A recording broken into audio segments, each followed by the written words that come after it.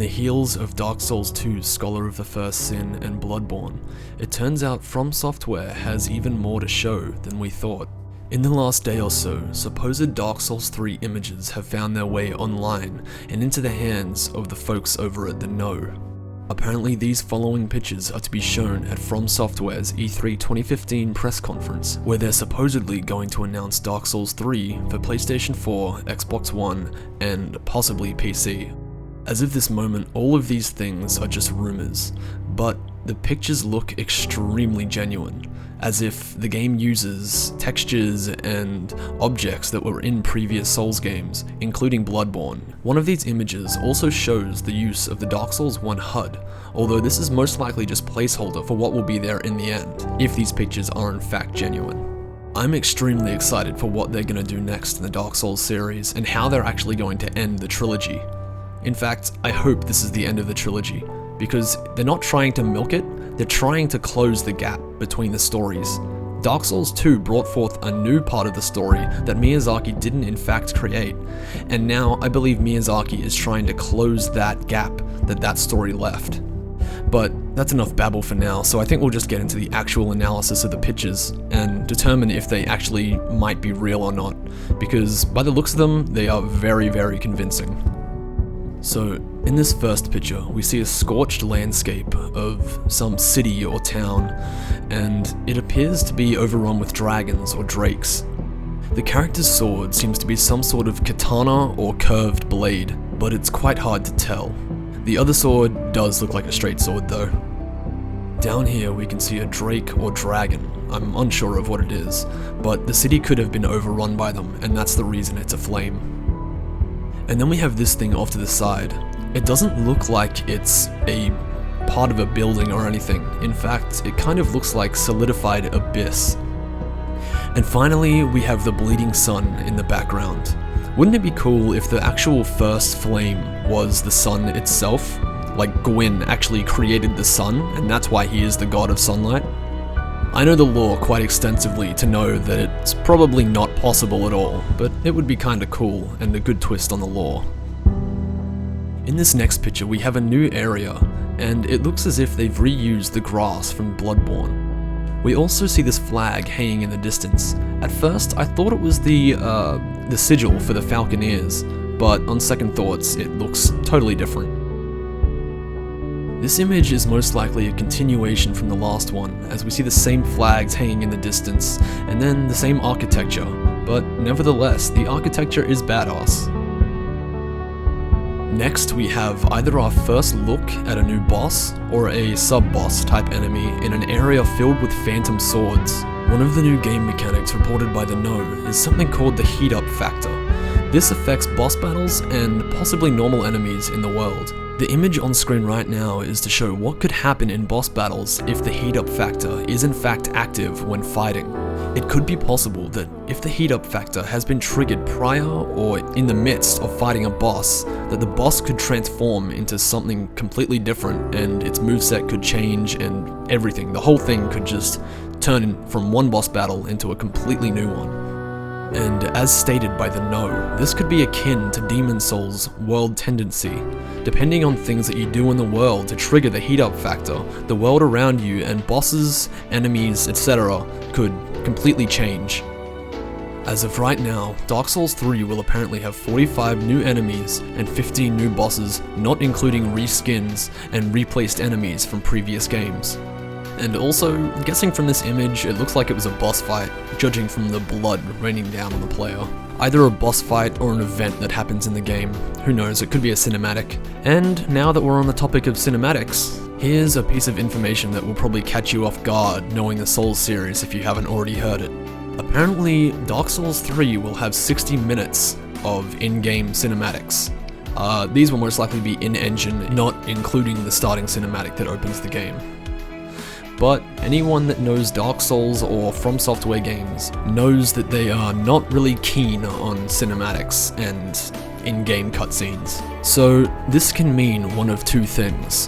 One, that this will be the last Dark Souls game, and they're going to use these 60 minutes of cinematics that they have to tell the final chapter of the story. I really hope they don't rely too heavily on the cinematics to tell the lore though. The Dark Souls games are always good because they rely on the emergent narrative style of storytelling, and needing players to seek out the story rather than handing it to them on a silver platter. The second thing this could mean is that the game will be extremely long, and will have a lot of short little cutscenes like they have in Bloodborne when you first reach the cathedral ward and the player is seen opening the door. The game might be really long, with lots and lots of those type of cutscenes. There are around 12 new areas in the game, and apparently they will be on par with Dark Souls 1 in the aspects of length and difficulty. This image, also shown at the start when referencing the game's Dark Souls 1-esque HUD, also shows the use of the bonfire, magic, weapons, and a shield that were also in Dark Souls 1. Now, the graphics are totally upgraded as we can see, but this still leaves us to question why they're using items from Dark Souls 1 and not Dark Souls 2. Perhaps because it is Miyazaki in fact directing, he wants the aesthetic back from Dark Souls 1 that Dark Souls 2 quote-unquote failed to achieve. This next area shows us a glimpse of an area that looks like it was ripped straight out of Bloodborne. It also appears to be another continuation of the previous area we saw with the flags. This image actually interests me quite a bit, as it shows off possibly a new enemy or a new NPC in this Lois style armor from Dark Souls 2. And then above we have either worms or drakes flying overhead. It could be possible that this may be what the dragon Aerie from Dark Souls 2 turned into, but that would only really work if this was a Dark Souls 2 situation where the games were placed so far apart that the landmasses would change over time and people would build upon them. Okay, here we go, getting into some cool stuff again. Summoning is different in Dark Souls 3. Instead of placing a summon sign with the soapstones, instead you will find a body of either a character, player, NPC, what have you, and you will drive a sword into them, therefore sacrificing them to create one of two things that I've heard of. Either a summoning link between worlds that allows you to be summoned into another player or have another player be summoned into yours, or you create a bonfire that you can transport around with you. I wouldn't say a transportable bonfire seems unlikely, but it also seems quite a bit far-fetched. It would need to be implemented extremely well for it to work within the world. Here we have a quick look at another area that seems to be akin to that of the start of the depths in Dark Souls 1. I don't really have much to say about this image because, as you can see, there isn't much to really analyze in the photo. It just looks like a pretty generic dining room area that you would see in Souls games. This image, on the other hand, is really interesting for two main reasons. This and this. Now, is it just me, or does that look like the Abyss? In my opinion, the ghostly black smoke in the background looks like the humanity sprites found in the Abyss cave in the Dark Souls 1 DLC. The purple sludge, on the other hand, looks like trails of the Abyss similar to those that are in Artorias' Colosseum found after fighting him. It could be possible that in Dark Souls 3, the Abyss and humanity have finally fallen out of control and are terrorizing the entire world. Here we have another picture of the same area we've seen 3 times before. The player is seen to be fighting grey versions of the generic hollow enemies found in Dark Souls 1. I should remind you that these enemies were absent in Dark Souls 2.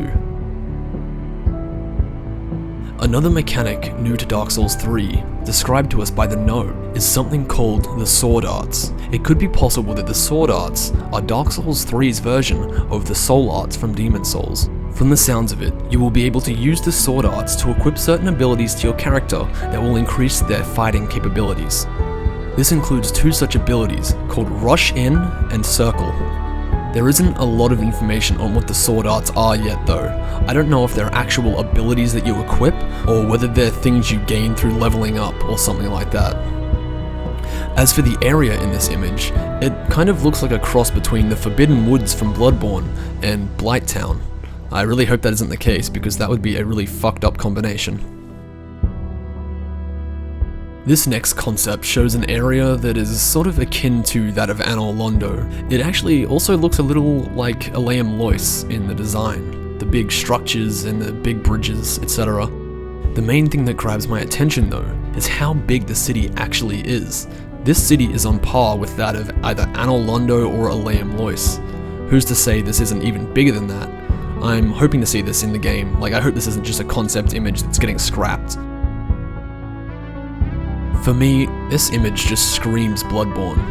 I don't know if it's the trees or just the color palette, but I think the concept designer may have had a little Bloodborne left in his system when doing the designs for Dark Souls 3, because as we can see, there is in fact a bonfire in this image.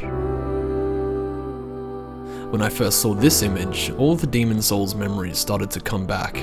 That overarching bridge just reminds me completely of the one from the Nexus.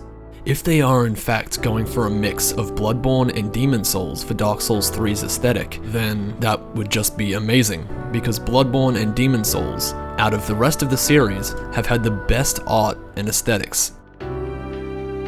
This image had me a little worried at first, because the first thing I noticed was that the player is wearing the Farum armor from Dark Souls 2, or at least it looks incredibly similar. The reason this image doesn't worry me now is because this place doesn't even look like it belongs in Dark Souls 2. It could be possible that the concept design artist just wanted an easy out for designing the character's armor and chose to use the Farum armor from Dark Souls 2, because who knows, maybe it's just their favorite armor set or something and they like to draw it. And that actually does it for all the leaked info so far. If anything else comes up at E3, then I will be sure to make a video about it. I am really sorry that I haven't been here for like the last month or so. I've had university assignments pretty much up to my knees, and I've been working on them day in, day out, and they're not even done at this point yet. So yeah, I just had to make this video because I saw that it was a thing. I got really excited, and I really hope they're just not rumors, because that would make me die a little inside, or a lot. But fortunately, E3 is in just a few days, so we will either be able to discredit these rumors, or they will become fact, and we will have Dark Souls 3 to look forward to. In the meantime though, I'm hoping to get a Bloodborne in-depth lore video out that goes for about half an hour. That should keep me preoccupied for the next day or so after assignments are done. And after that, I'm probably going to play Dark Souls 2 for a bit in preparation for Dark Souls 3. Well, Dark Souls 1, 2, and then probably Bloodborne again. So yeah, look forward to that, if you do actually enjoy watching playthroughs of games that have been played hundreds of times.